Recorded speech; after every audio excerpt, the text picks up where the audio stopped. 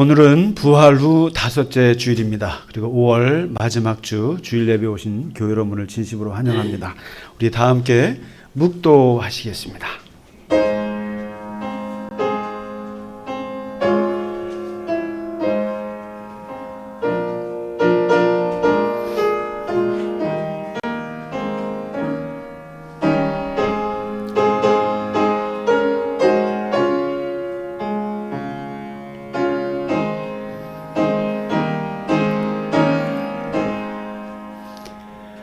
너희는 여호와의 선하심을 맛보아 알지어다. 그에게 피하는 자는 복이 있도다.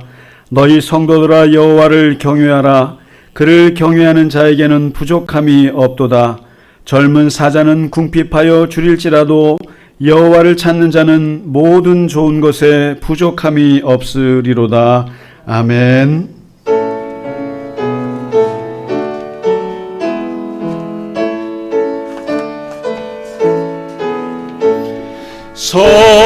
성도여 다 함께 할렐루야 아멘. 주 찬양하여라 할렐루야 아멘. 주 보좌 앞에서 택하신 은혜를 다 찬송하여라 할렐루야 아멘. 만문을 열어라 할렐루야 아멘. 온 하늘을 열라 할렐루야 아멘.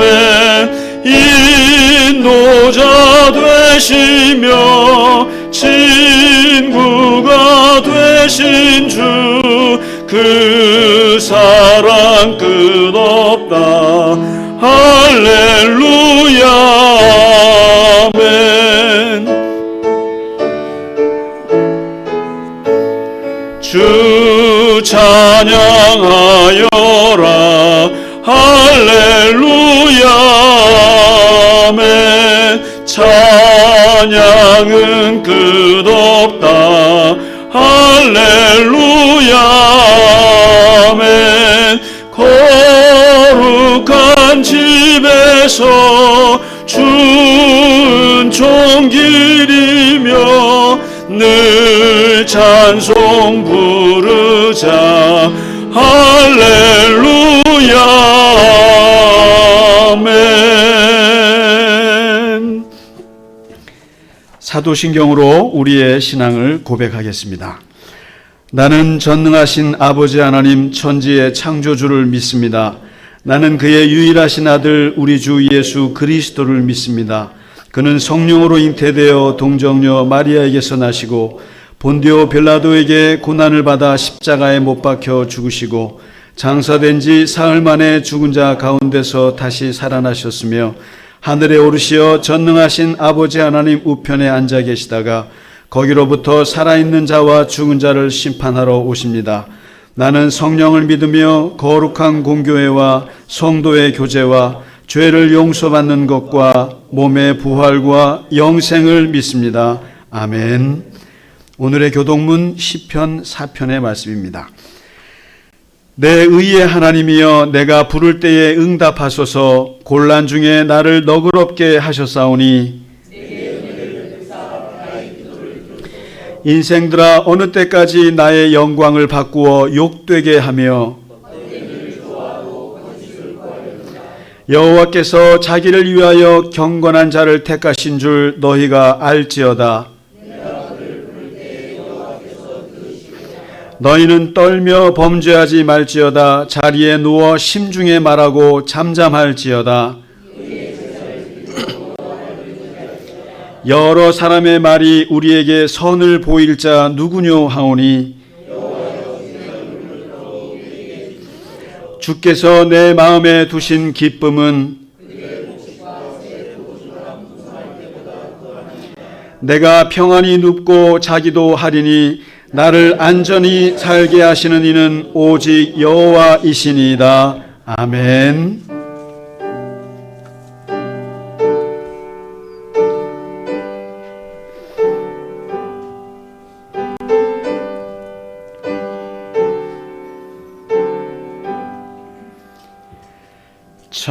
찬양 성부 성자 성령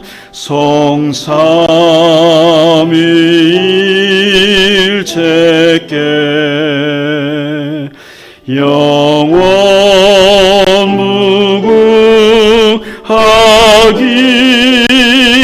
무궁하기까지 영광을 돌리세 영광을 돌리세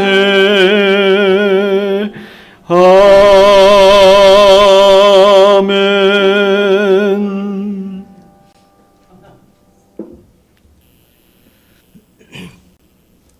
사랑과 은혜가 충만하신 하나님 아버지, 오늘도 저희를 주님의 날에 불러주시고 저희가 함께 모여 하나님의 이름을 찬양하며 예배할 수 있게 하심에 진심으로 감사와 찬송을 올려드립니다.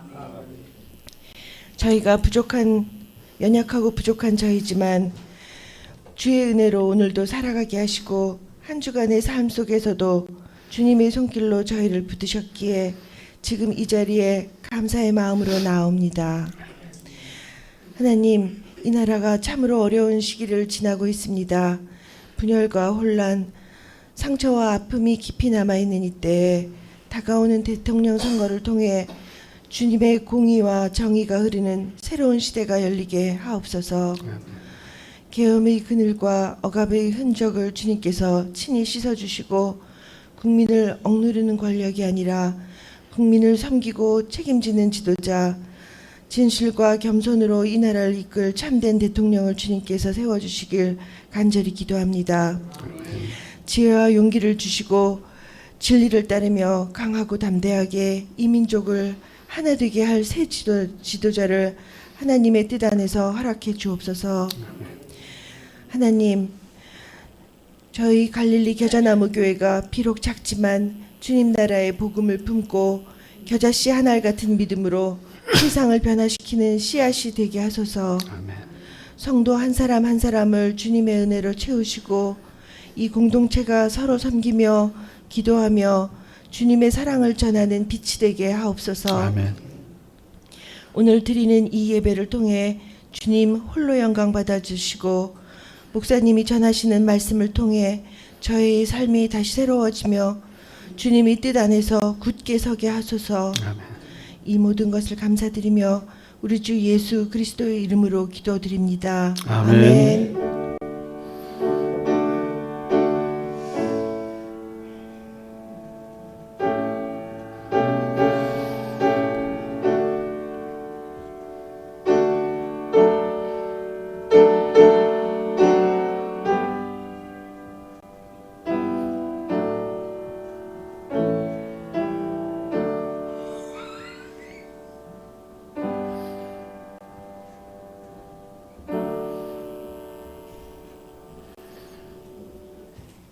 아멘.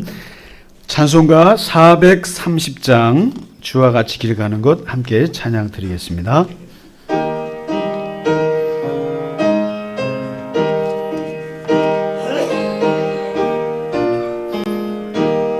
주와 같이 길 가는 것 즐거운 일 아닌가. 우리 주님 걸어가신 발자취를 밟겠네. 한 걸음 한 걸음 주 예수와 함께 날마다 날마다 우리 걸어가리. 어린아이 같은 우리 미련하고 약하나 주의 주의 손에 이끌리어 생명길로 가겠네. 한 걸음 한 걸음 주 예수와 함께 날마다 날마다 우리 걸어가리. 꽃이 피는 들판이나 험한 골짜기라도 주가 인도하는 대로 주와 같이 가겠네. 한 걸음 한 걸음 주 예수와 함께 날마다 날마다 우리 걸어가리.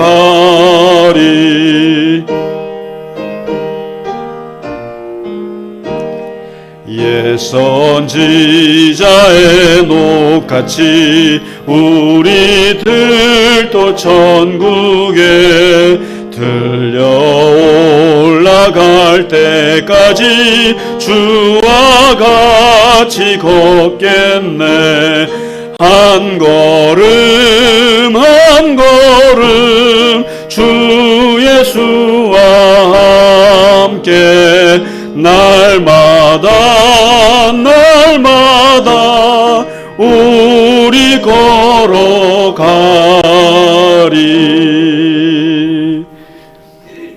아멘. 네. 이 찬양이 너무 좋아서 자주 하고 싶은데 자주 하면은 뭐라 그럴 것 같아서 그래도 오랜만에 했는데 잘 모르시죠? 언제 했는지 잘. 저는 이런 동요 같은 게 좋습니다. 모든 게 다 좋습니다만은. 자, 몇 가지 교회 소식 알려드리겠습니다. 오늘이 부활 후 5째 주일입니다. 지난주에 제가 좀 실수한 것 같아요. 그리고, 네. 이번 주 이제 수요 성경 공부는, 골로새서 마지막. 지난주 것 많이 좀 보셨나요? 네. 그 2단, 그렇습니다. 이게 주제가 재밌으면요. 조회수가 좀 많이 나와요. 내용이 뭐 별거 아니어도 2단은 어떻게 분별하나 이랬더니 또, 관심 있게들 보시고 한데, 잘 보시기 바라고요. 그리고 이번 주는 이제 마지막을 하겠습니다. 원래, 세 번째 주로 마무리를 하고, 그 다음 주가 또, 선거 날이 껴요. 그래서, 네? 네? 네. 선거 날이 껴서, 뭐라고도 말씀을 하시는데, 입만 뻐끔뻐끔 하셔가지고, 네. 그래서 이번 주 하고, 그 다음 주 선거일은 쉬시고, 한 주 쉬고, 그 다음에, 우리 한번 구약으로 한번 성경 공부를 넘어가 보도록 하겠습니다. 네. 그리고, 여기 주보에는 나와 있지 않은데요. 우리 목장 모임 중에 아주 모범적인 목장이 있는데 8, 90대 요한 목장과 그리고 70대까지 마태 목장까지 두 목장이 이번 주 수요일에 모여요. 이번 주 수요일에 모이는데 특별히 이번 주 수요일은 우리가 전자칠판을 사놨지 않습니까? 근데 저걸 우리 영화를 좀 보겠다고 했는데 영화는 2편밖에 못 봤어요. 미션하고 바베트의 만찬 2번밖에 못 봤는데 주일날 보려고 하니까 너무 늦게 끝나고 또 힘들어하신 분들 있어서 그냥 편하게 수요일날 갈릴리 시네마 극장을 열도록 하겠습니다. 수요일에 점심 먹고 1시에 바로 여기서 커피 마시면서 보는데 그래서 계속 좀 미뤄왔던 건데 내 사랑이라는 영화예요. 내 사랑. 무슨 멜로 드라마가 아니고 모드 루이스라고 하는 캐나다의 약간 그 하반신에 좀 지체가 있는 여성 화가의 이야기인데 저는 이재복 권사님한테 추천받아가지고 무슨 뭐 그냥 중년의 사랑 얘기 하나 그냥 우습게 생각했다가 그 영화 보고 제가 아주 참 마음의 평화라 그럴까? 참 좋은 영화구나. 그리고 그 모드 루이스라고 하는 여성분의 그림을 제가 이렇게 구글에서 다 보니까 그림이 너무 맑고 순수하고 기분 좋은 그림들이에요. 그래서 이번 주 수요일에 오시면 제가 그 이미지들을 이렇게 다 따서 영화 보고 나서 그분이 그린 그림을 이렇게 화면으로 보여드릴게요. 참 기분 좋은 그림들이에요. 그래서 영화도 재미있고, 그래서 한번 시간 되시는 분들은 수요 성경 공부는 안 하셔도 돼요. 안 하셔도 되고 영화 보러 오세요. 1시에 영화 보러 오시면 되겠습니다. 주일 안 하고 이제 수요일에 하도록 하겠습니다. 그래서 요한 모임과 마태 모임은 12시. 그분들도 성경 공부 안 하셔도 돼요. 안 하셔도 되고 12시에 밥 먹으러 오시면 됩니다. 밥 먹고 영화 보는 것까지 모임을 하게 됩니다. 네. 자, 이렇게 우리 이일영 집사님 잘 다녀오셨어요? 우리 저 아드님 졸업 잘했어요? 네, 수석 졸업? 예, 졸업식 다녀오셨고. 근데 우리 저 김 집사님은 못 오셨? 출장 겸, 네, 잘 다녀오시기 바라고요. 졸업했어요, 우리 아드님이. MBA 이번에 남가주대학에 졸업을 했는데, 한국에 들어와서 직장 갖기를 바랍니다. 네, 그리고 또 우리 저 상은 양은 왜 안 오나 지금 그러시죠? 그래도 꼬박꼬박 보고를 해줘요. 목사님 이번 주까지만 참아 주십시오. 그래서 제가 눈물이 납니다. 그랬어요. 눈물이 납니다. 네. 그리고 상은이에게 꼭 안부 전해 주십시오. 보고 싶다고. 제가 그래서 다음 주에는 꼭 봐야 되겠습니다. 그랬거든요. 다음 주에는 올 겁니다. 오시고 또 우리 민수 형제는 오늘 어머님 입원이죠. 그래서 오늘 입원하고 내일 모레 수술입니다. 그래서 우리가 수요 성경 공부 때 권사님들과 같이 기도하고 하는데 꼭 좀 기도해 주세요. 그래도 수술할 수 있다는 건 감사한 일입니다. 그래도. 그래서 아버님도 안 좋으시고 그러신데 하여튼 잘 기도해 주시기 바라고. 우리 성덕 형제님은 아직도 아프시구나. 같이 아픈데 그래도 성환 형제님 오셨어요. 오세요. 마스크 쓰고 오세요. 아유, 고생이 많으십니다. 네. 그리고 우리 구건사님 오늘 못 오신 것 같고, 예. 자, 우리 옆에 분들하고 같이 인사하시죠. 주님의 이름으로 건강하시기 바랍니다. 주의 이름으로 축복합니다. 반갑습니다. 네. 고맙습니다. 네. 누가 안 왔나? 저희 권사님 못 오시고, 네. 맞습니다. 네. 그리고 지난주에 감사드릴 것은 스승의 주일이라고 해서, 근데 너무너무 저는 부끄럽고 그 스승인데 밥 사주셔서 너무나 감사합니다. 밥 사주시고 그다음에 옷 사주셔서, 근데 옷도 사주셔서 그 옷을 많은 분들이 좋아하시더라고요, 집사님. 예, 여기 종로 3가 주얼리 팀이 생겼는데 이분들이 옷을 사주셔갖고 제가 아주 몸둘 바를 모르고 아주 럭셔리하게 잘 다녔습니다, 지난주에. 예, 있는 사람처럼 보이나 봐요, 제가. 그걸 입었더니 옷이 날개긴 날개인 것 같아요. 하여튼 너무너무 감사하고 더욱 열심히. 뭐라고 그러셨어요? 귀걸이 환영입니다. 네, 한번 해보죠 뭐. 네, 저는 뭐 주는 대로 받아서 먹는 사람입니다. 한쪽만. 아유, 네. 하여튼 감사합니다. 하여튼 저 열심히 하겠습니다. 자, 오늘 우리 지휘자님 없어갖고 늘 좀 그러긴 한데, 그 크신 하나님의 사랑 다 같이 일어나셔서 찬양을 드리도록 하겠습니다.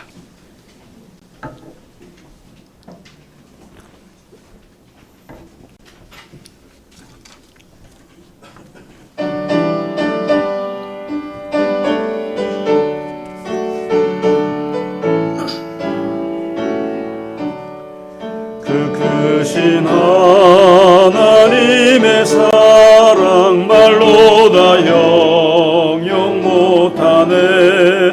저 높고 높은 별을 넘어 이 낮고 낮은 땅 위에 죄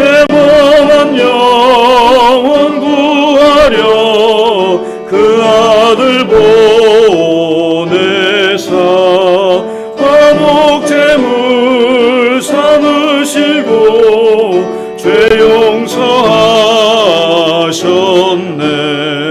하나님 크신 사랑은 증량다 못하네. 영원히 변치 않는 사랑 성도여 찬양하세. 괴로운 시절 지나가고 땅 위에 영화 쇠할 때 주 믿지 않던 영혼들은 큰 소리 외쳐 울어도 주 믿는 성도들에게 큰 사랑 베푸사 우리의 죄 사했으니 그 은혜 잊을까. 하나님 크신 사랑은 증량다 못하네. 영원히 변치 않는 사랑 성도여 찬양하세.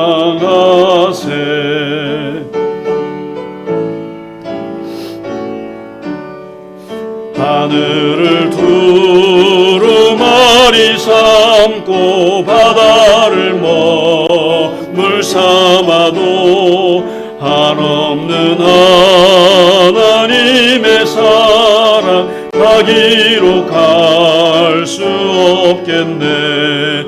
하나님의 크신 사랑 그 어찌 닿았을까.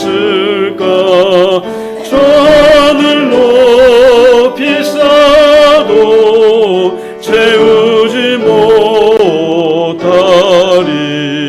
하나님 크신 사랑은 증량다 못하네. 영원히 변치 않는 사랑 성도여 찬양하세.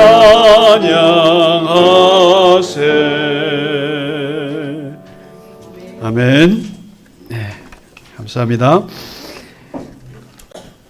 네, 오늘 드디어 사도행전 마지막 장이 되겠습니다. 사도행전 마지막 장의 부분을 같이 읽겠습니다. 사도행전 28장 23절에서 31절입니다. 다 같이 천천히 읽겠습니다. 그들이 날짜를 정하고 그가 유숙하는 집에 많이 오니 바울이 아침부터 저녁까지 강론하여 하나님의 나라를 증언하고 모세의 율법과 선지자의 말을 가지고 예수에 대하여 권하더라. 그 말을 믿는 사람도 있고 믿지 아니하는 사람도 있어 서로 맞지 아니하여 흩어질 때에 바울이 한 말로 이르되 성령이 선지자 이사야를 통하여 너희 조상들에게 말씀하신 것이 옳도다. 일러스되 이 백성에게 가서 말하기를 너희가 듣기는 들어도 도무지 깨닫지 못하며 보기는 보아도 도무지 알지 못하는도다. 이 백성들의 마음이 우둔하여져서 그 귀로는 둔하게 듣고 그 눈은 감았으니 이는 눈으로 보고 귀로 듣고 마음으로 깨달아 돌아오면 내가 고쳐줄까 함이라 하였으니 그런즉 하나님의 이 구원이 이방인에게로 보내어진 줄 알라. 그들은 그것을 들으리라 하더라. 바울이 온 이태를 자기 셋집에 머물면서 자기에게 오는 사람을 다 영접하고 하나님의 나라를 전파하며 주 예수 그리스도에 관한 모든 것을 담대하게 거침없이 가르치더라. 아멘. 제가 주일마다 성경을 합독하는 이유가 있습니다. 사실은 뇌과학을 연구하는 사람들이 나온 연구 결과예요. 저도 그 짐작은 했습니다마는 하루에 20분씩 낭독을 하면 치매약을 먹는 것보다 몇십 배 효과가 있다는 결과예요. 근데 그것은 과학적인 결과이기도 하지만 저는 그렇게 생각했어요. 저도 이게 말을 발화한다 그러죠. 발화. 이게 말을 입에서 이렇게 소리를 내서 하는 것이 얼마나 우리 두뇌 활동에 좋은지 몰라요. 그래서 제가 우리 지금 성경 읽기반 있죠. 그분들에게 권하는데 제가 실험을 해보고 있는데요. 하루에 한 2장 정도라도 석 장 정도를 읽으면 한 20-30분 정도 걸리거든요. 그거를 소리내서 읽어봤어요.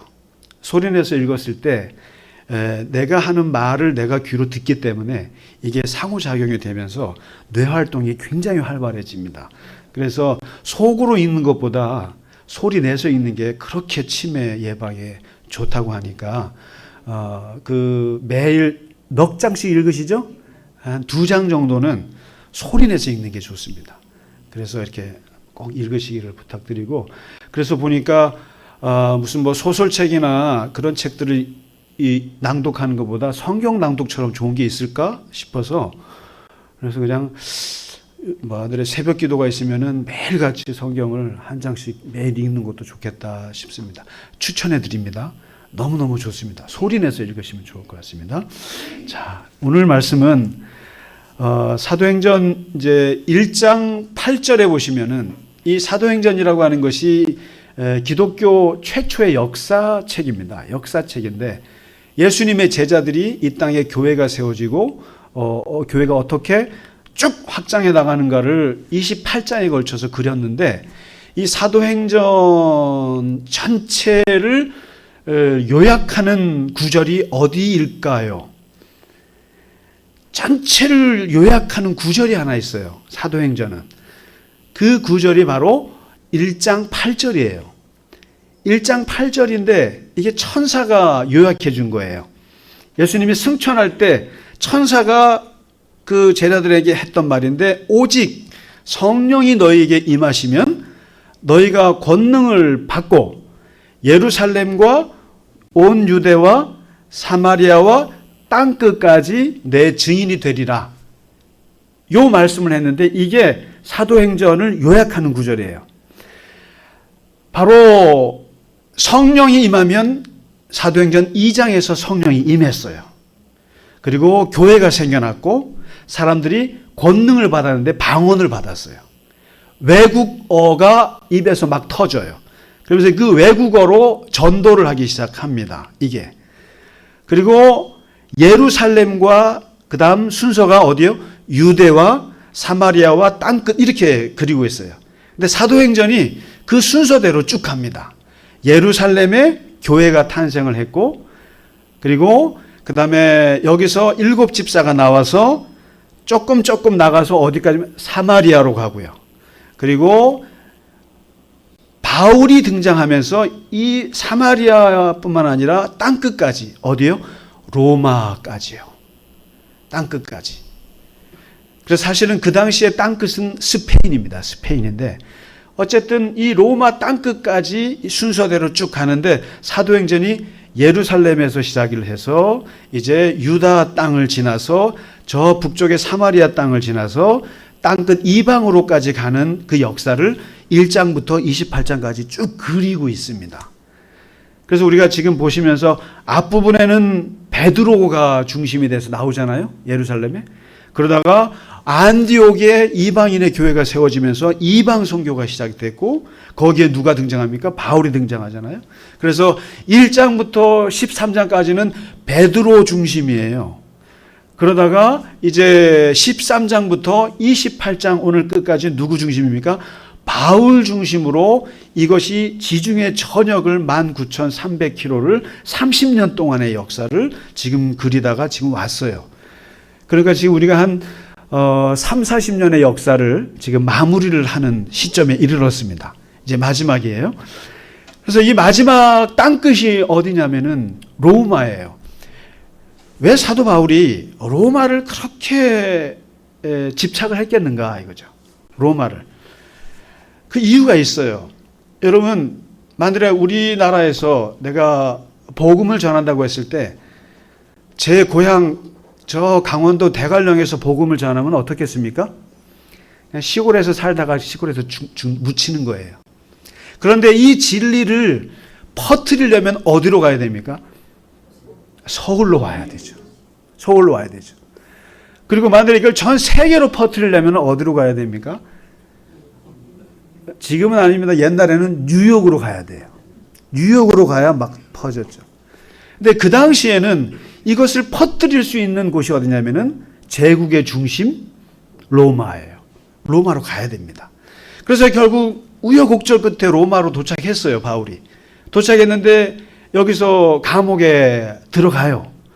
로마에서 사실 2번에 걸쳐서 투옥이 되는데 바울이 오늘은 1차 투옥이에요. 1차 투옥인데 감옥에 들어갔는데 감옥 같지가 않아요. 감옥이 아니고 워낙에 그 죄수들이 많아가지고 감옥이 부족했습니다. 그 당시에. 부족해갖고 어떻게 하냐면은 로마 시민권자잖아요 또. 그러니까 바울 네가 돈을 내. 네가 돈을 얼마 내면은 집을 하나 얻어주는 거예요. 새 집을 얻어줘요. 새 집을. 그러니까 월세방 같은 데를 줘요. 그러면 거기에 바울이 그 새 집에 살면서 군인 한 명이 거기서 지켜요. 그러니까 오늘날 같으면은 가택 뭐죠? 연금 같은 상태인 거예요. 그러니까 무슨 서울구치소 무슨 구치소 이렇게 들어가서 여러 명 있는데 들어가는 게 아니라 그냥 자기 집이에요. 새 집에 살면서 그리고 로마 시민권자니까 이게 손님들도 받아줄 수 있어요. 이렇게 맞아줄 수 있고 그리고 이제 군인이 지키지만 그 안에서 편지도 쓰고 그래서 이 가택 연금되면서 2년 동안 바울이 에베소서도 쓰고 빌립보서도 쓰고 또 지금 우리 공부하는 골로새서도 쓰고 빌레몬서도 이렇게 썼어요. 그리고 옥중서신이랍니다. 로마 감옥에서 썼다고 그래서. 그리고 여기서 이렇게 살면서 바울이 유명 인사거든요. 그러니까 이게 뜨거운 감자예요, 바울이. 지금 여기 어디 가서나 뜨거운 감자이기 때문에 유대인들이 지도자들이 찾아와요. 찾아와가지고 도대체 이 인간이 무슨 말을 하는지 듣고 싶은 거예요. 그래서 와서 들어보고 판단하겠다고 해서 손님들이 오는데 2년 동안 수도 없이 많은 사람들이 오는 것을 막지 않고 언제든지 바울이 오면 복음을 전하고 이게 완전히 감옥이 전초 기지가 되어가지고 2년 동안 복음을 전하는데 오늘 읽으신 부분이 바로 이 유대 지도자들 또 자기를 찾아오는 사람들에게 하나님의 복음을 전하는 모습을 이렇게 그리고 있어요. 그리고 바울은 이제 2년 동안 그렇게 하고 석방이 되거든요. 석방이 됐다가 다시 또 선교 여행을 떠나서 하다가 또 체포가 돼요. 2번째 체포가 돼서 AD 67년쯤에 로마의 화재가 일어나고 네로 황제 때예요. 그때 순교를 합니다. 그래서 마지막에 쓴 편지가 디모데 후서예요. 그래서 디모데 후서를 보시면은 나 이제 곧 죽을 것 같아라는 말을 쓰죠. 나는 선한 싸움을 싸우고 나의 달려갈 길을 다 마쳤고 나는 믿음을 지켰으니까 나는 이제후로 나를 위해서 주님이 면류관을 주실 거야 하고 자기 제자한테 쓴 편지가 있어요. 이제 이렇게 해서 이제 순교 로마에서 죽을 맞이하는데 그래서 우리가 로마를 순례를 한번 하겠다는 이유는 뭘 보러 가냐면은 바티칸 교황님을 보러 가는 게 아니라 사실은 바울의 순교, 베드로의 순교. 그러니까 초대교회 역사의 두 축이에요. 이 두 사람이. 두 축의 마지막 죽은 곳이 로마이기 때문에 그걸 보러 가는 거죠. 다음에 한번 가도록 해요. 근데 이 자신의 셋집에서 이제 하루 종일 사람들이 모이면 두란노에서 하듯이 강의를 하는 거예요. 그냥 강의를 하는데 도대체 바울이 무엇을 전했는가? 바울이 무엇을 전했는가를 사도행전에서 이제 오늘 얘기해 줘요. 바울이 도대체 30년 동안 뭘 전했는가를 얘기하는데 첫째, 하나님의 나라라고 그랬어요. 하나님의 나라. 하나님의 나라를 증언하는데 이 하나님의 나라가 도대체 뭐냐. 여러분 우리가 주기도문 하실 때 주기도문 어떻게 시작합니까? 처음에 하늘에 계신 우리 아버지여 이름이 거룩히 여김을 받으시오며 나라 뭐예요? 나라이? 나라에? 나라가? 나라에? 바로 여기서 혼란이 있어서 제가 말씀드릴게요. 우리나라 국어에 혼란이 있어요. 옛날에는 우리 장로님 초등학교 때는 주격 조사가 이였죠. 이. 나라이라 그러잖아요. 나라이. 나라이 해요. 근데 이게 이제 현대가 되면서 가로 바뀌었잖아요. 이나 가가 주격 조사란 말이에요. 그러니까 옛날 주기도문에 나라이 임하옵시며 이렇게 돼 있어요. 근데 그것은 나라가 임한다는 뜻이에요. 그래서 요즘에는 주기도문 하실 때 나라가 임하시며 이렇게 하셔야 돼요. 근데 이게 이제 옛날 문법이랑 오늘 문법을 모르는 조금 헷갈리는 경우에는 그냥 나라에로 그냥 해봐요. 나라에. 그리고 그냥 이 대한민국에 이렇게 이해하셨죠? 나라에가 아니에요. 이 나라에 임한다는 뜻이 전혀 아니에요. 여기 대한민국은 상관없어요. 분명히 말씀드릴게요. 그러니까 아예 나라가 임하옵시오 이렇게 외우세요. 나라가 왜냐하면 주체가 하나님의 나라예요. 하나님의 나라가 임하기를 바라는 거예요. 이 나라에 임하는 것이 아니라 나에게, 내 개인에게 또는 뭐 우리 공동체, 우리 교회 나라도 괜찮지만 중요한 건 하나님의 나라가 이렇게 임하는 건데 이 하나님의 나라가 사실은 예수님이 가장 중요하게 생각하는 게 하나님의 나라예요. 그리고 바울이 외치는 것도 하나님의 나라예요. 그리고 우리도 사실 복음을 외친다고 그럴 때 그게 하나님의 나라예요. 뭐냐면 지금 이 땅에 사는 나라와 다른 하나님의 나라의 그림이 예수님도 바울도 우리에게도 있어요. 그래서 사실은 하나님의 나라가 어떤 나라인지에 대해서 머릿속에 있어야 돼요. 머릿속에 있어야 돼요. 하나님의 나라의 그림이 있어야 돼요. 그래서 사실은 예수님께서 복음서를 잘 보시면은 도대체 이 하나님의 나라가 어떤 나라인지를 어떻게 설명할까 고심하는 장면이 나와요. 그러면서 어떻게 내가 이 사람들한테 하나님의 나라를 얘기해 줄까 하는데 이게 방법이 없어요. 그래서 쓴 방법이 비유예요. 비유.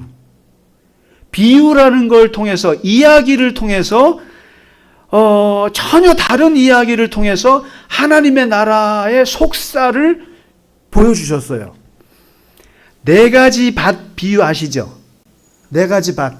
길가밭, 가시밭, 돌짝밭, 좋은 밭 이렇게 있잖아요. 그것도 하나님 나라 비유예요. 그러면서 거기서 하나님의 나라는 평등과 차별이 공존하는 나라다를 가르쳐 주셨어요. 평등과 똑같이 뿌려준다는 말에서 평등한 거예요. 하나님의 은혜는. 그러나 그것을 받아먹는 사람들은 다 다르기 때문에 차별이 있어요. 이게 하나님의 나라의 특징이에요. 겨자씨 비유 들어보셨죠? 누룩 비유 들어보셨죠? 그 겨자씨 비유에서 우리 교회 이름이 탄생한 거 아시죠? 겨자씨라는 거에서는 하나님의 나라는 보이지 않지만 눈에 보이진 않지만은 생명력이 있어서 자라는 나라예요. 자라는 나라. 성장하는 나라. 하나님의 나라는 움직이고 점점점 열매를 맺는 나라라는 걸 얘기해 줬어요. 가라지 비유 들어보셨죠? 알곡과 가라지를 없앱시다 하니까 주인이 없애지 마. 둘 다 없앨 수 있어. 그러니까 끝까지 추수 때까지 기다려. 이게 하나님 나라 비유거든요. 선과 악을 끝까지 기다려주는 나라예요. 하나님의 나라는. 그래서 우리는 악한 놈은 빨리 처단하고 싶어 하지만 하나님은 끝까지 기다렸다가 심판하시는 하나님 나라. 그래서 이 땅에는 선인과 악인들이 같이 공존할 수밖에 없다. 이게 하나님의 나라 특징이거든요. 포도원 비유 아시죠? 몰라도 그냥 아신다고 하세요. 여기 아들을 기다리는데 이미 오신 분을 또 기다리는 나라예요. 그러니까 우리가 예수님이 오셨잖아요. 근데 다시 오실 예수님을 또 기다리는 나라가 이게 하나님의 나라 특징이라는 거예요. 진주 보화 비유도 하나님 나라 비유였어요. 그는 가진 재산 다 팔아도 아깝지 않을 나라가 하나님의 나라예요. 이게 있잖아요. 밭에 진주가 있어요. 그래서 내가 저 진주 때문에 밭을 사버렸어요. 집을 다 팔아가지고. 왜냐하면 그 밭의 진주 때문에 모든 재산을 다 팔아요. 이게 하나님 나라라는 거예요. 하나님의 나라는 내가 모든 재산 다 팔아도 아깝지 않을 그런 가치가 있는 나라다. 이걸 얘기하신 거예요. 그리고 마지막으로 포도원 품꾼 비유 아시잖아요. 9시에 들어온 사람, 10시에 들어온 사람, 오후 5시에 들어온 사람인데 똑같이 10만 원 줘버리는 거. 그래갖고 막 노조위원장이 막 데모하지 않습니까? 그때 주인이 하는 말이 하나님 나라의 특징이에요. 하나님의 나라는 너랑 나랑 1대1로 계산하는 나라야. 너 9시에 와도 나랑은 1대1로 계약했잖아. 10만 원. 쟤도 나랑 10만 원 계산했어. 왜 너가 저 사람 갖고 뭐라 그래? 하나님 나라는 쉽게 말해서 아내 치맛자락 붙잡고 천국 가는 게 아니에요. 각자가 다 따로 하는 거예요. 아버지가 목사고 아버지가 대단한 신앙인이어도 자식은 달라요. 그러니까 각자가 1대1로 계산하는 나라다. 이게 하나님 나라 이런 비유로 예수님이 얘기하셨거든요. 그래서 했는데 오늘 사도 바울도 똑같이 평생을 얘기하게 하나님의 나라예요. 근데 바울이 말하는 하나님 나라는 뭐냐면 두 가지예요. 하나는 예수 그리스도의 영적인 통치가 이루어지는 삶. 그런 삶이 하나님의 나라다. 그러니까 하나님의 나라는 죽어서 가는 나라도 있지만 그게 중요한 것이 아니라 내 삶 속에서 그리스도께서 오셔서 통치해서 이루어지는 삶이면 그게 하나님의 나라가 이루어진 거다. 그러면서 대표적으로 뭘 얘기했습니까? 하나님의 그리스도가 우리에게 임하면 세 가지 증상이 일어난다는 거예요. 어떤 거냐면 의와 평강과 희락이라 그랬어요. 그리스도가 통치하는 하나님의 나라의 삶을 사는 사람들은 정의롭다는 거예요. 의롭다는 겁니다. 그리고 평화롭다는 거예요. 마음도 평화롭고 관계도 평화롭고 하나님과도 평화롭고 그리고 마지막 늘 기쁨이 내 안에 흘러 넘친다는 거죠. 그래서 이게 하나님의 나라의 삶을 그리스도가 통치하는 삶 이걸 얘기하는 겁니다. 그래서 그냥 하나님의 나라가 어떤 나라입니까?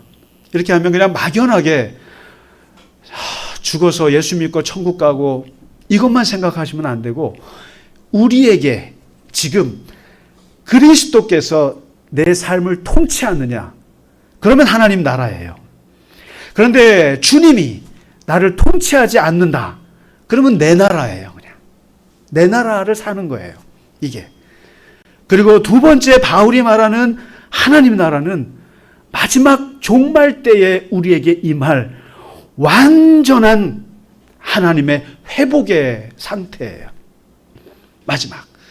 우리가 마지막 죽어서 하나님께서 우리에게 오셔서 우리를 받아주시는 그 나라, 완벽한 그 나라, 주님 안에 내가 있고 내가 주님 안에 있는 완벽한 그 나라가 마지막 하나님의 나라예요.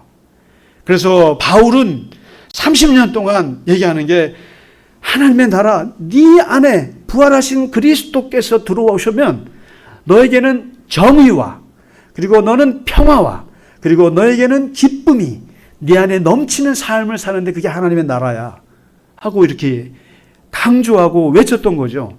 그러니까 그리고 나는 지금 고난받는 것도 괜찮아. 마지막 종말 때에 오실 하나님의 나라를 생각하면 지금 내가 받는 고난은 아무것도 아니야. 견딜 수 있어.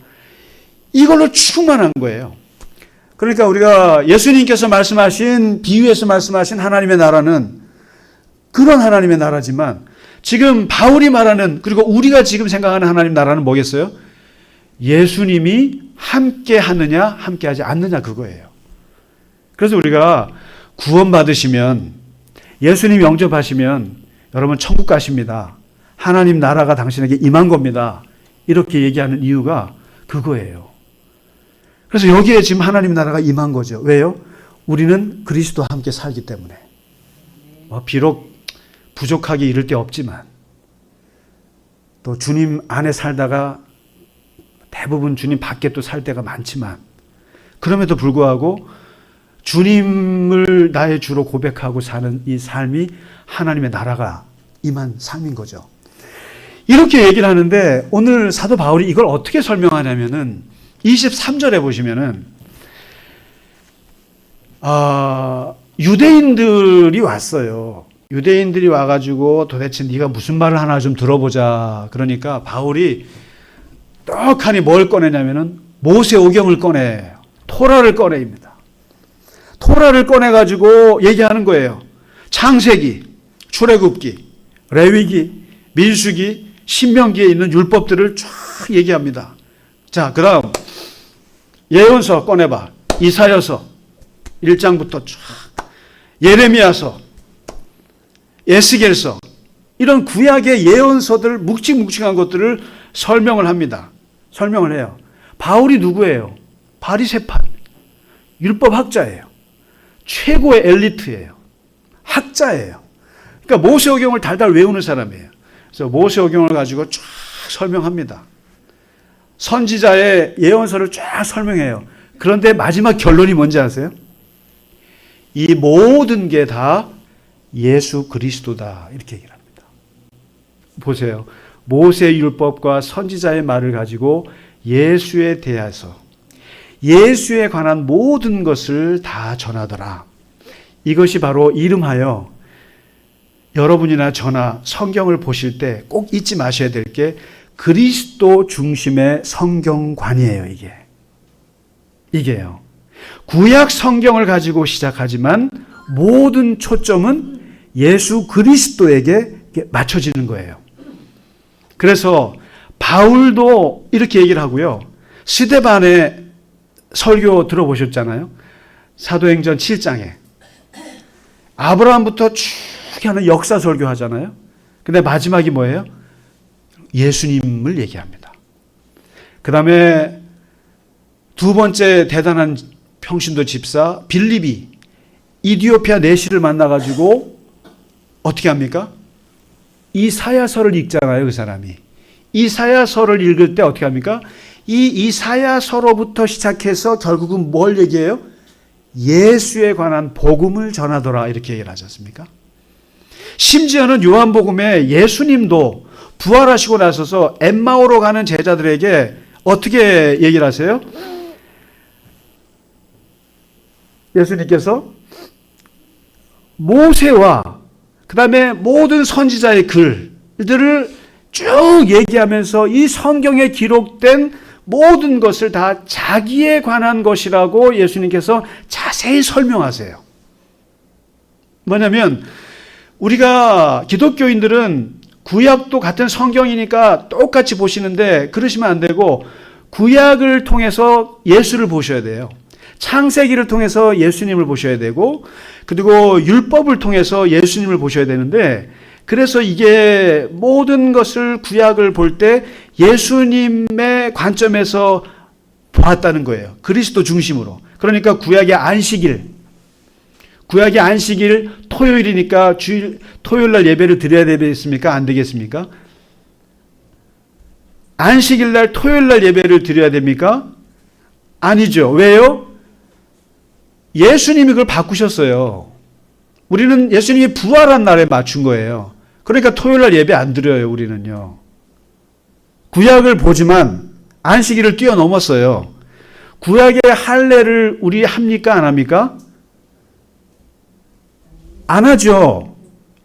그리고 구약의 제사를 드립니까? 안 드립니까? 성경인데 드려야지. 아니에요. 예수님은 드리지 말라고 하셨단 말이에요. 당신이 어린 양이 친히 되셨고 한 번에 끝났어요, 제사가. 그래서 안 하는 거예요. 구약의 음식을 오징어나 돼지고기 먹으면 안 되는데 왜 우리는 먹고 있죠? 그 음식 예수님이 깼어요. 마음대로 먹으라고 하셨단 말이에요. 구약의 윤리에서 이웃이 누굽니까?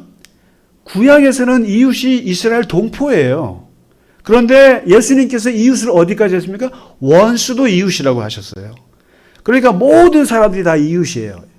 그러니까 우리는 누구든지 만나서 누구든지 할 수 있어요. 구약의 하나님 이름을 우리가 부릅니까 지금? 여호와, 우리 교동문에 보면은 여호와가 너무 많아가지고 할 수 없이 부르는데, 여호와 하나님, 만군의 하나님, 이거는 예수님께서 아버지 하나님으로 바꾸셨어요. 그래서 우리는 하나님을 부를 때 여호와보다는 하나님 아버지라고 불러요. 아버지라고 부르셔야 돼요, 사실은. 그러니까 모든 것이 구약을 가지고 보지만 그 구약이 다 예수님에게로 다 수렴이 돼야 되는 거예요. 그래서 모세오경을 10번 보실 거면 산상수훈을 100번을 보셔야 돼요. 시내산의 그 모세의 율법이 갈릴리 낮은 언덕에서 예수님께서 말씀하셨던 산상수훈이, 그 산상수훈이 모세의 율법을 깨뜨렸어요. 바로 오늘 사도 바울이 얘기하는 겁니다. 모세오경을 얘기하지만 그러나 결국에는 누굴 얘기합니까? 예수 그리스도를 얘기하는 거예요. 그래서 모든 성경을 우리가 해석할 때 예수님을 중심으로 해석을 해야 한다는 거예요, 이게. 그래서 바울이 지금 아무리 구약에 많은 지식이 있어도 예수님에 관한 모든 것을 얘기하는 겁니다. 그래서 사실은 이제 바울이 말하고 있는 예수가 어떤 분인지, 그것을 이제 우리 사도행전 끝났으니까 이제 어디로 갈까요? 사도행전 끝났으니까. 마태복음으로 갈까요? 어디로 갈까요? 고민을 많이 하고 있어요, 제가요. 그러다가 바울이 전한 예수 그리스도가 누구인지 한번 더 깊이 들어가 보기 위해서 그 다음 장 로마서로 들어가겠습니다. 너무 어려운 책인데 바울이 예수님을 어떻게 표현하는지 한번 가장 위대한 논문 로마서로 들어가 보는데요. 아무튼 오늘 사도 바울이 이 예수에 관한 모든 것을 담대하게 거침없이 전했더라. 담대하게 거침없이. 그러니까 담대하다라는 말이 뭐냐면 파레시아라는 말인데 모든 걸 다 말했다는 거예요. 모든 걸 다 말하고, 거침없다라는 말은 방해를 받지 않고, 그냥 누구의 방해를 받지 않고 거침없이 예수에 관한 모든 것을 전했다는 거죠. 우리가 복음을 전할 때 거침없이, 그리고 모든 것을 다 전할 필요가 있어요. 사실 목사는 이 설교 말고 이제 바깥에서 하는 것 중에 하나가 결혼식 주례, 그다음에 장례식 집례, 요즘에는 거의 부르는 것이 없는데 돌잔치. 요즘엔 돌잔치가 없어요. 규영씨 결혼해서 얼른 하면 돌잔치 내가 해줄게. 근데 결혼식 주례도 기쁜 일이고 장례식 집례도 아주 중요합니다. 그러니까 사실 저는 그 결혼식보다는 장례식을 목사로서 원해요. 목사가 해야 될 것 중에 장례식이 더 중요하다고 생각해요. 그래서 그러는데 그 장례식보다 제가 더 좋아하는 게 있어요. 정말 그런 일을 많이 했으면 좋겠는데 그게 세례식이에요. 세례식인데 지난주에 모르는 분이 제주도에 사시는 분인데 52세 여성분이에요. 근데 암 환자예요. 근데 이게 항암을 하시는데 이게 5군데로 퍼졌어요. 퍼져서 너무너무 안타까운 상황인데 이 세브란스에 뭐 한두 달에 한 번씩 와서 항암을 치료하러 오시는데 그 시어머니가 권사시고 그 시동생이 우리 올케가 저렇게 아픈데 세례를 좀 받게 했으면 좋겠는데 알아보다가 누구한테 걸렸냐면은 여기 이주영 집사님 주얼리 팀한테 걸린 거예요. 그래서 근데 이분이 또 얼마나 또 거침없이 담대하게 우리 교회 목사님을 막 자랑을 한 모양이에요. 최고 목사님이다. 뭐 이러죠. 근데 제가 허락할지 안 할지를 어떻게 알고 막 그냥 우리 목사님한테 받으라고 막 그러셨나 봐요. 그러니까 이제 거기에 그분이 현혹이 되셔가지고 그 목사님한테 부탁을 좀. 근데 집사님이 저한테 목사님 이런 분인데 세례를 해줄 수 있습니까? 그래서 제가 뭐라고 한지 아세요? 아무 소리 없이 무조건 합니다 그랬어요. 무조건 합니다 세례는. 그래서 큰 교회 그러니까 어떤 상황에서는 합니다. 그랬더니 막 시간이 막 안 돼요. 막 안 되고 그래서 제가 그랬어요. 제가 출장 서비스도 해드립니다. 병원에서도 할 수 있어요. 교회까지 안 오셔도 돼요. 병원에서. 제가 병원에서도 세례 많이 했어요. 그리고 집에서도 할 수 있어요. 집에서도 부르면 웬만하면 제주도니까 제주도로 좀 부르시지. 제가 그랬어요. 그분한테. 제주도로 부르시지 왜. 근데 그럼 제가 비행기 타고 하룻밤 좀 이렇게 놀다 오고 좋잖아요. 핑계대고. 근데 그랬더니 집사님께서 그러면 목사님 교회까지 오기 너무 몸이 무겁고 아침 여기 주얼리 샵으로 오기로 했대요. 그러면은 거기 위에 카페가 있어요. 그 카페도 또 집사님이 하시는 카페예요. 그럼 카페에 공간이 있대요. 그래서 제가 그렇게 하시오.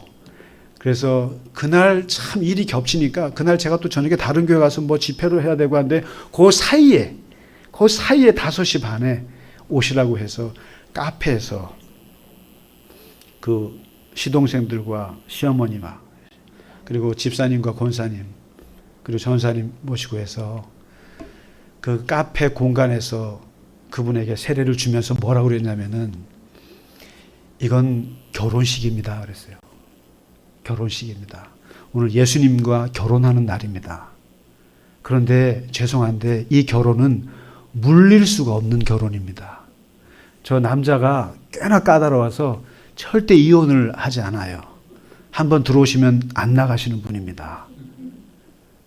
그러니까 그거 알고 지금이라도 물리셔도 돼요 그랬어요. 그러니까 아니요 하겠대요. 그래서 거기서 세례를 했는데 참 제 마음이 너무 기뻤어요. 솔직히 말해서. 너무너무 기쁘고 세상 주례보다 그런 주례가 매일매일 있었으면 좋겠어요. 예수님과 함께하는. 그래서 이 하나님 예수님과 내가 하나가 된 이거는 거침없이 어디서든지. 그래서 여러분 세례 받는 일이라면 언제든지 부르세요. 거침없이 갈 거예요. 밤에 불러도 갈 거고 어디 해외로 가면 더 좋고요. 세례는 주님과 그 사람이 하나가 되는 거예요. 그것을 목사로서 이렇게 할 수 있다는 거. 그리고 이 모든 것이 합력해서 서로 이루는데 그날 권사님은 반지 선물하시고 꽃 선물하시고 또는 저는 진 권사님이 주신 그 비누가 얼마나 좋은지 그때 또 느꼈어요. 여러분 지금 목욕하신 거니까 앞으로는 손만 씻으면 됩니다 하고 비누를 줬어요. 오늘 사도 바울의 심정이 똑같습니다. 거침없이 담대하게 예수님이 우리 안에 함께 할 수 있는 거라면 모든 걸 다 내줄 수 있는 게 교회입니다. 영혼이 주님 만나서 구원만 받을 수 있다면 모든 걸 할 수 있는 게 교회예요. 모든 게 할 수 있는 게 목사고 모든 게 할 수 있는 게 우리입니다. 오늘 사도 바울이 그런 마음으로 했다는 거예요. 거침없이 셋집이든 감옥이든 간에 열심히 전했다는 것입니다. 말씀이 길어서 죄송합니다. 오늘 이 사도행전을 이제 마치면서 사도 바울이 어떤 심정으로 30년을 그리스도를 전파했는가를 마지막 구절에 거침없이라는 말로 표현을 합니다. 이 말씀이 우리의 말씀이 되었으면 좋겠습니다. 네, 우리 같이 찬양하고 예배를 마치겠습니다.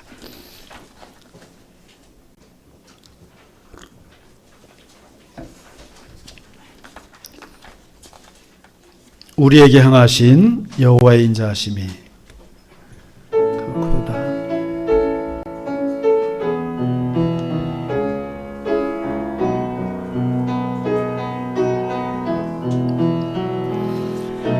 우리에게 향하신 여호와의 인자하심이 크고 크도다 크시도다 크고 크도다 크시도다 우리에게 향하신 여호와의 진실하심이 영원하시도다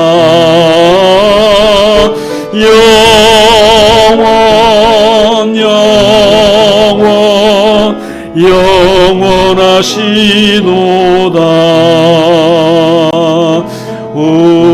우리에게 향하신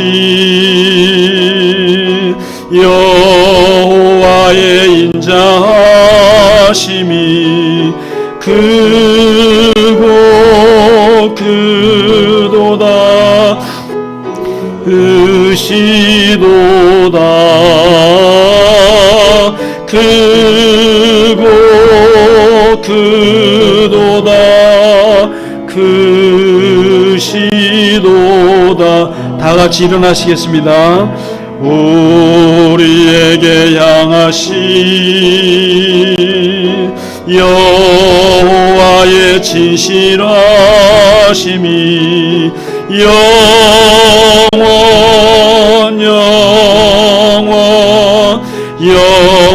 영원하시도다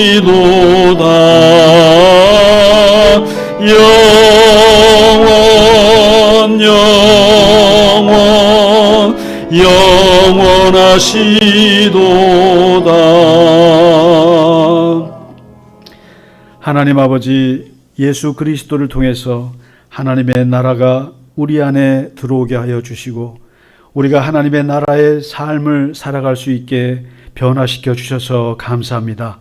순간순간마다 예수 그리스도의 그 보혈의 은총으로 말미암아 살아가는 우리의 삶이 주님의 능력 있는 삶이 되게 하시고 주님의 사랑스러운 삶이 되게 하시고 주의 의롭고 평화와 기쁨이 넘치는 우리의 하나님의 나라의 삶이 될 수 있도록 하나님 인도하여 주시옵소서. 아버지 하나님, 이 시간 우리 민수 형제 어머님의 수술을 위해서 기도하오니 하나님께서 함께 하시고 하나님의 놀라운 치유의 회복의 능력을 베풀어 주시옵소서.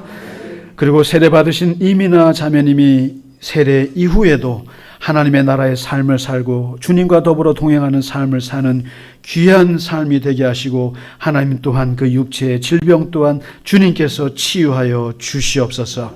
하나님, 우리 교우들의 삶에 항상 임하셔서 하나님의 나라의 능력이 충만하게 하여 주시옵시고 우리의 교우들이 가는 곳마다 서는 곳마다 하는 모든 일에 하나님 아버지 역사하여 주시고 인도하여 주시옵소서. 이 시간 주님 앞에 드린 예물 위에 하나님 축복하시고 그 손길을 기억하시며 모든 하나님의 형통한 삶을 살아가는 우리 교우들이 다 되게 하여 주시옵소서. 이제는 우리 주 예수 그리스도의 크신 은혜와 하나님 아버지의 지극하신 사랑하심과 성령님의 감화, 감동, 위로와 교통하심이 오늘 주님 앞에 예배하며 하나님의 나라를 앞당겨 살아가는 우리 모든 교우들의 삶의 순간순간 또 그들의 머리 위에 이제로부터 영원까지 함께 하시기를 간절히 축원하나이다. 아멘.